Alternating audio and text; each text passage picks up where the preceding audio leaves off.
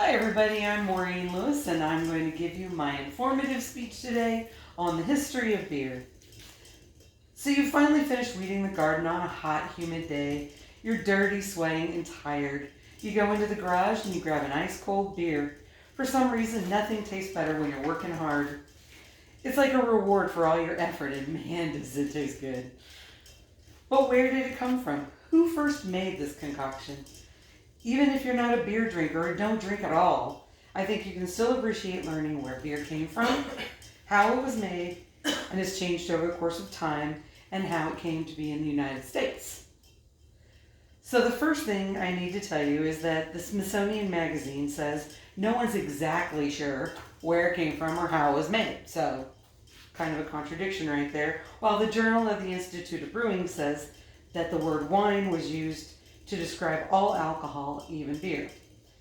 As for the where, Smithsonian Magazine says that beer was referenced as early as the 16th century BC in Sumeria, and then was picked up by the Egyptians. And the Journal of the Institute of Brewing says that the Egyptians obtained their knowledge from the Babylonians, who were brewing as early as 7000 BC.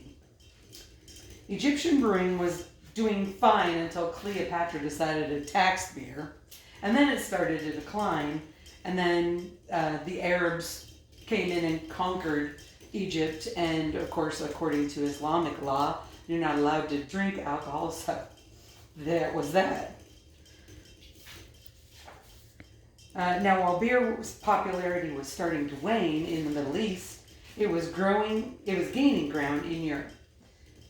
Smithsonian Magazine says that by 800 BC, the Romans had invented the modern brewing process involving malting and mashing. This is based on the discovery of the ruins of an ancient brewery in 179 AD. Meanwhile, in Great Britain, archaeological evidence suggests that fermented beverages date back to Neolithic times, and brewing became an industry during the Roman occupation. Man, those Romans got around, and boy, did they like their beer.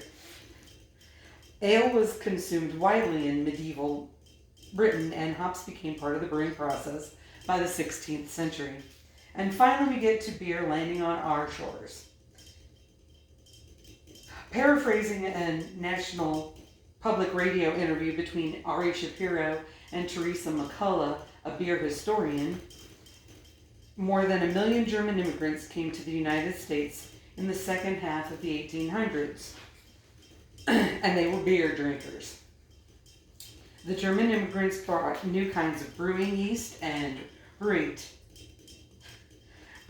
methods, and they produced this lager beer, a very light, crisp brew that became very popular with Americans.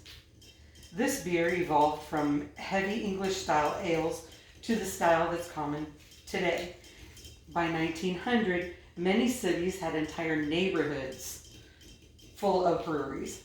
American beer has come full circle from the early days of home brews to mass-produced beer through the crash of Prohibition and back to a resurgence of microbreweries.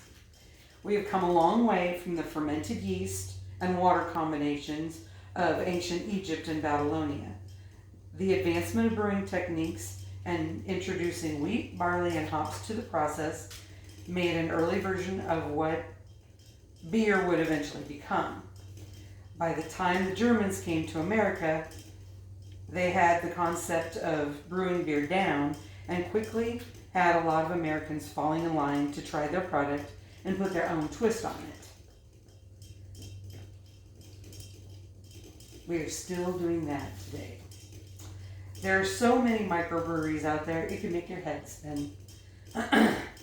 So all you really need to know is that beer has been around for a long time and will continue to be around too.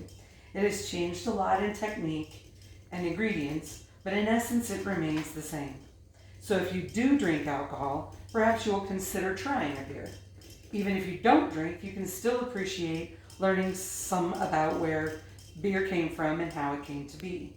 And if you are a beer drinker, say a toast to the ancients who had the good sense to make it in the first place.